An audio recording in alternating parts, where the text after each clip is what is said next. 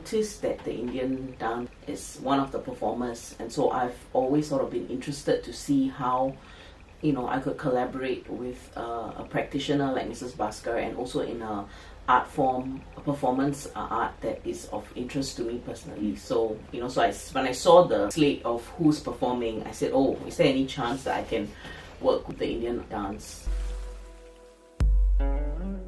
I've always been interested in the arts and performance, but my interest has always been as someone who appreciates the arts. So I'm always in the audience, right, watching. I was also, as a student in NUS, I was involved in Center for the Arts. So I was with the Indian Instrumental Ensemble. And I had friends who were in the dance, NUS Dance, Indian Dance ECA. So, I would watch them, and I have friends who perform classical Indian dance, and I've been for their performances and their R&D drum. So I've always been interested. And as a young person, when I was in grade school, I of course had Indian dance class too, but nowhere near the level where you guys are performing.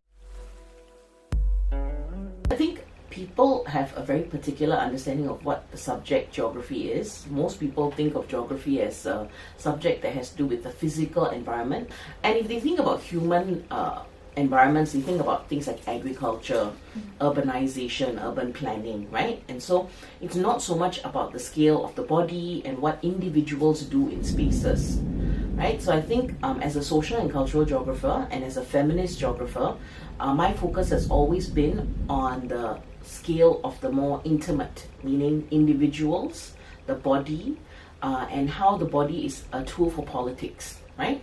And this politics, it takes place in space, right? So the dancer's body is moving in space, and as it moves through that space, it creates new possibilities and new kinds of spaces and ways of understanding what is happening in our society, right? So I think for me, it is important that people realize that geography is not just about space, the physical aspects, and also scales that are about the nation or the street, right, or the community, but actually working at a much smaller scale, right, which is women's bodies themselves. I think this production is really interesting because it does two things. One is that it draws from cultural texts, the stories of Sakuntala, the stories of Rama and Sita. These are stories that we are familiar with, and they are in some ways imagined stories or narratives about women's lives, right? So I think that's one aspect that this performance draws out. But I think more importantly, because we have two women collaborators, Mrs. Bhaskar and myself, in a way it's an interpretation of these texts, right, through dance, to maybe show some complexities about the struggle that women face, right? So a lot of these texts are written by men, for men to read, not women, okay?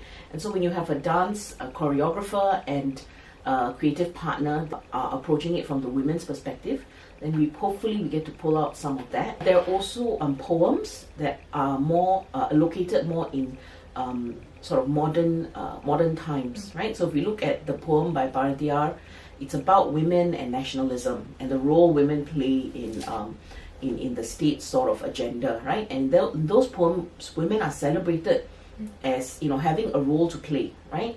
And so I think that's also important to remind ourselves that women are not just meant to stay at home, they're meant to be out there and doing things, right? And that there is in some ways a sisterhood that women share. And I think that sort of comes out in some of these poems.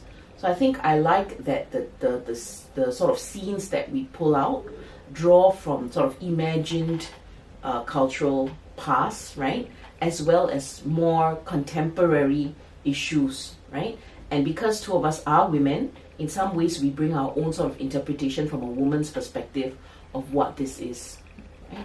And I think the last poem, Still I Rise, right? It talks about how women and girls today, right, continue to struggle in spite of all the difficulties they face, right? They look back on past and they try to think about the other women who have come before them, right? So I think it will be great as a community if we can see ourselves as part of that movement and how we can help to raise young girls and women today so that they can truly rise in work, in balancing between family life and professional.